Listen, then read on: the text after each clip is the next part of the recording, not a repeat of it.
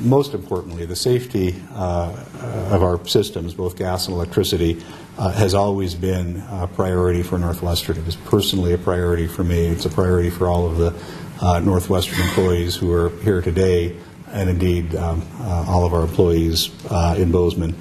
Our operating people, linemen, gasmen, engineers, and others are constantly looking for ways to improve the overall performance and efficiency of our system. And again, keeping in mind that the gas system specifically is in compliance with federal regulations, but we're interested constantly in doing more.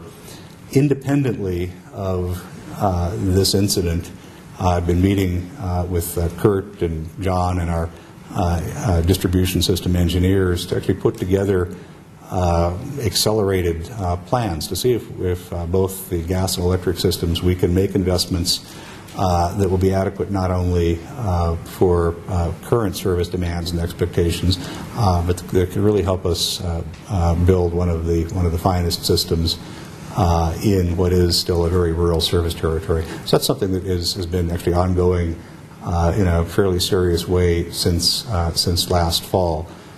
Whenever an incident occurs, whatever the source, we put together an incident command team that stays in place from the moment the incident occurs until there's a debriefing done. And in fact, our engineers are continuing to evaluate what we have to learn coming out of this situation and incorporate that into our ongoing planning.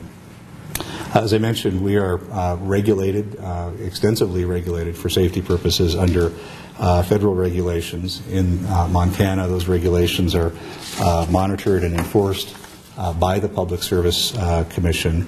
Our system is compliant, but nonetheless, incidents like this do demonstrate some of the inherent potential dangers that exist in any natural gas delivery system. There's been a lot of activity on the operational side in Bozeman since the incident. I can summarize these as follows, and that may be something that you'll have some additional questions around. Immediately after the incident, there were multiple system integrity and safety items completed on the downtown Bozeman system. And a summary of those would include, first of all, an extensive ground survey and leak survey completed in the vicinity of the explosion.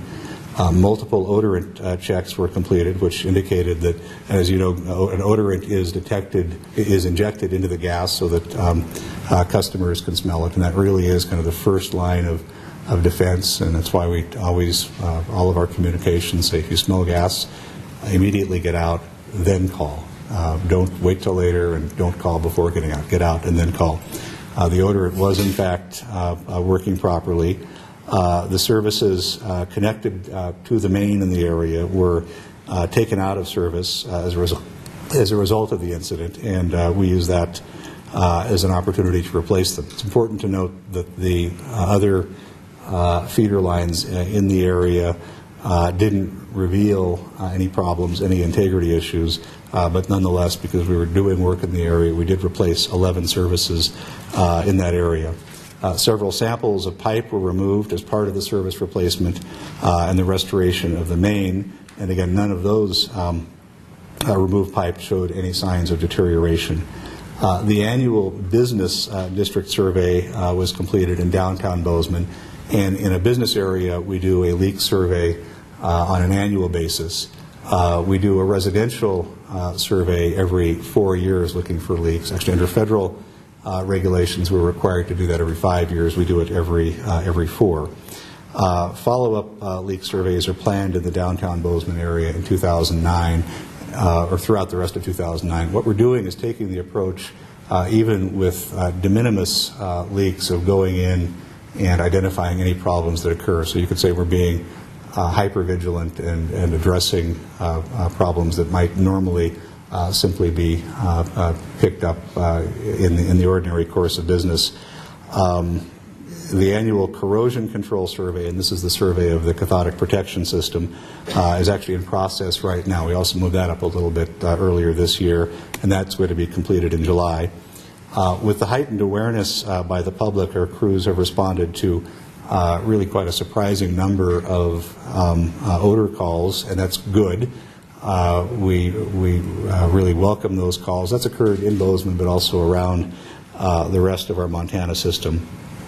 Most of those have not turned up leaks, and that's consistent with past experiences. There have been some small underground leaks that have been found and repaired.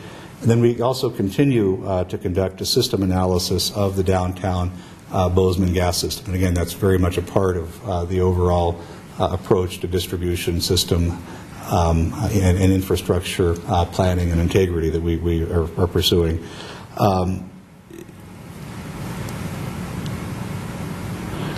So far, all of the leaks, we've done a leak review going back over the last 5 years of all leaks that weren't caused by a third-party intrusion into the system.